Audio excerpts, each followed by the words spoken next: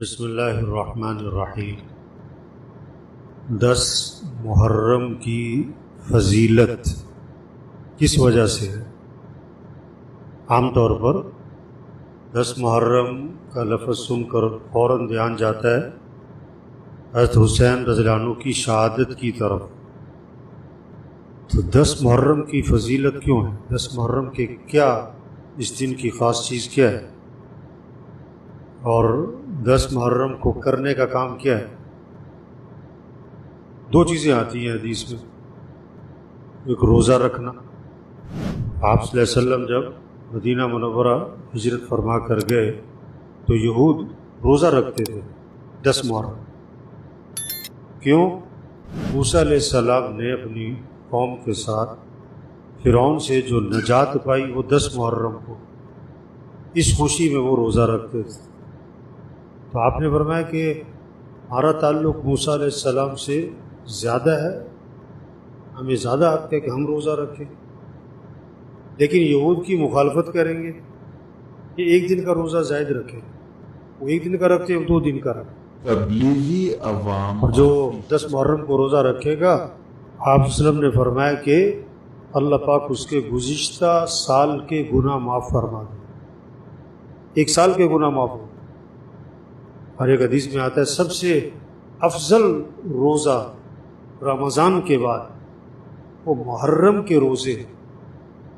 اس میں صرف 10 محرم کی بات نہیں ہے، پورے محرم میں جتنے چاہے روزے رکھ لے آدمی، 5 رکھے، 10 رکھے، 12 رکھے، 15 رکھے۔ اور ایک حدیث میں آتا ہے کہ محرم کا ایک روزہ، محرم کے مہینے کا ایک روزہ 1 مہینے کے روزوں کے برابر ثواب ملے گا۔ تو محرم کی جو فضیلت ہے وہ اس وجہ سے، شہادت حسین کی وجہ سے نہیں ہے کہ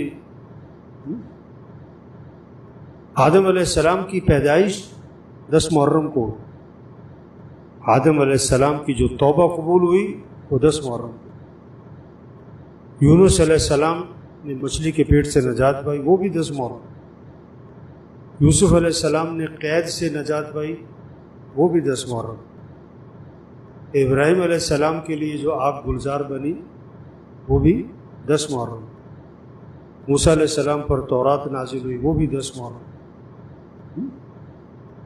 تو 10 محرم کے پہلے سے فضائل، تو اللہ کی شان کے امام حسین رضی اللہ عنہ کی شہادت بھی اس دن ہوگی۔ تو محرم میں کرنے کا جو کام ہے وہ ایک تو یہ ہے کہ روزہ رکھو 10 محرم کا، اور اس کے ساتھ ایک اور ملاؤ، یا 9 کا یا 11 کا، 1 سال کے گناہ معاف۔ دوسرا، ایک بعض روایت میں آتا ہے کہ 10 محرم کو جو اپنے گھر والوں پر وسعت کرے گا خرچ کرنے میں، اللہ پورے سال اس کو کیا ہے وسعت عطا فرمائے۔ تو یہ کوئی فرض واجب نہیں ہے، کوئی کر سکتا ہے کر لے بھی، کھانے میں وسعت کر لے، خرچ کرنے میں۔ اچھا، جو ہمارے ہاں بدعات شروع ہو گئی، محرم کی بدعات، کیا سبیل لگانا، تو یہ بدعت ہے۔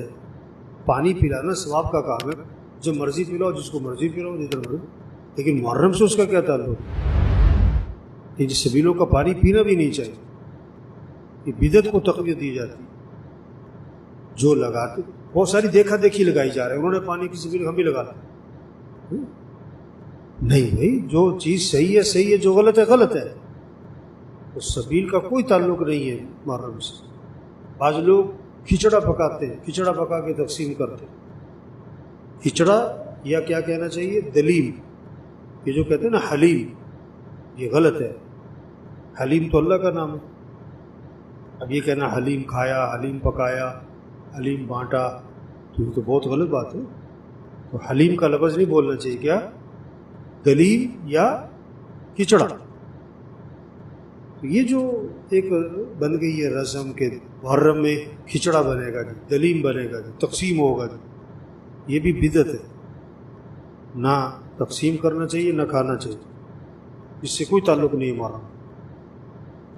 سبیل لگانا، کھچڑا بنانا، بعض لوگ مٹھائیاں تقسیم کرتے ہیں، کیا امام حسین کی اصالِ ثواب کے لیے کر رہے ہیں، اس کو اس سے مخصوص کرنے کا کیا مطلب ہوا؟ اور پھر محرم کے مہینے میں شادی کرنے کو معیوب سمجھتے.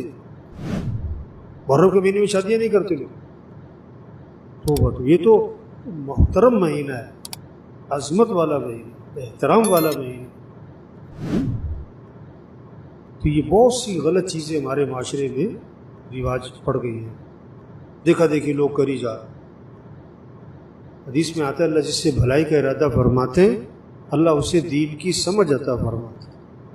جو صحیح ہے صحیح ہے، جو غلط ہے غلط ہے. صحیح کو کرنا ہے، غلط کو نہیں کرنا. اللہ پاک سمجھ عطا فرمائے.